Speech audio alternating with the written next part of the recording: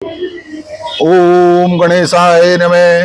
कामदा एकादशी व्रत कथा श्रावण मास कृष्ण पक्ष की एकादशी। ओम नमो भगवते वायुदेवाय नमः। जय श्री कृष्ण। सनातन धर्म में एकादशी व्रत को भगवान श्री हरि विष्णु की विशेष कृपा प्राप्त करने वाला पवित्र व्रत माना गया है। श्रावण मास के कृष्ण पक्ष में आने वाली कामदा एकादशी का भी विशेष महत्व बताया गया है। यह व्रत मनुष्य के पापों का नाश करने वाला और भगवान की भक्ति में मन को एकाग्र करने वाला माना गया है।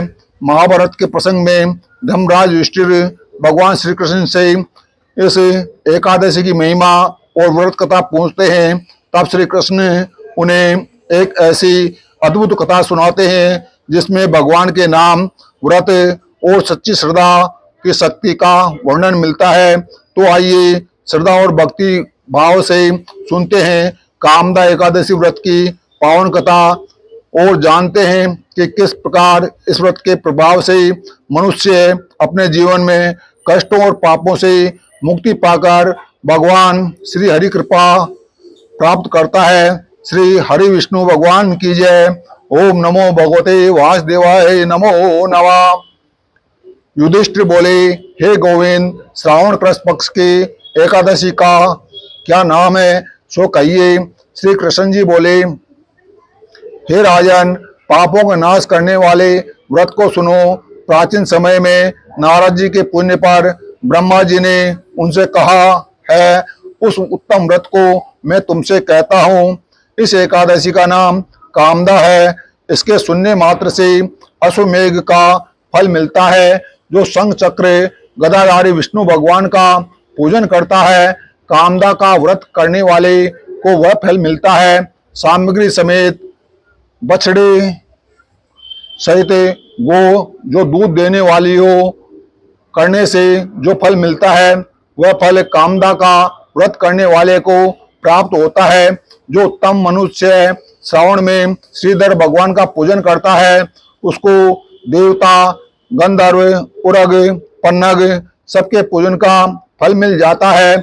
इसलिए कामदा एकादशी के दिन हरि के यत्न से पूजन करना चाहिए। इससे बढ़कर पवित्र और पापों को दूर करने वाला व्रत नहीं है। कामदा का व्रत करने वाला जो मनुष्य रात्रि में जागरण करता है, उसको भयंकर यमराज दिखाई नहीं देता है, उसकी दुर्गति नहीं होती है। कामदा का व्रत करने से योगी मोक्ष को प्राप्त हो गए हैं। तुलसी के पत्तों से जो हरि का पूजन करता है, वह पापों से ऐसे दूर रहता है जैसे कमल का पत्ता पानी से दूर रहता है। रत्न, मोती, पन्ना, मूंगा आदि के पूजन से विष्णु इतने प्रसन्न नहीं होते जितने तुलसी दल द्वारा पूजन करने से प्रसन्न होते हैं। जिसने तुलसी की मंजरी से केशव भगवान का पूजन किया है, उसने जन्म भर के पापों का लेखा मिटा दिया।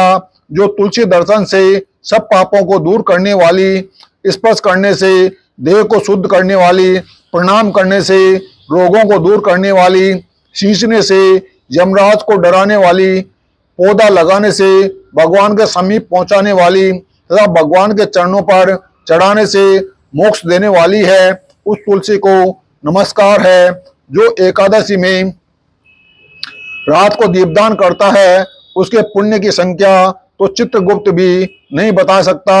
एकादशी के दिन जिसका दीपक भगवान के सामने जलता है, उसके पितर स्वर्ग में जाकर अमृत पीकर तृप्त हो जाते हैं। घी अथवा तेल से दीपक जलाने वाला मनुष्य करोड़ों दीपकों से प्रकाशित होकर सूर्य लोक को जाता है।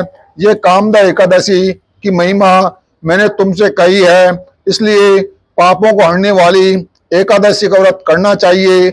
यह ब्रह्म हत्या तथा गर्भ हत्या को दूर करने वाली है, स्वर्ग तथा विशेष पुण्य को देने वाली है। मनुष्य श्रद्धा पूर्वक इसका माध्यम सुनकर वैकुंठ को चला जाता है। इस रोज तुलसी की मंजरी से विष्णु भगवान का पूजन किया जाता है। इस दिन गोदूध का सागार लेना चाहिए। बोलो ओम नमो भगवते वासुदेवाय नमो नमः। ओम नमो भगवते वासुदेवाय नमो नमः।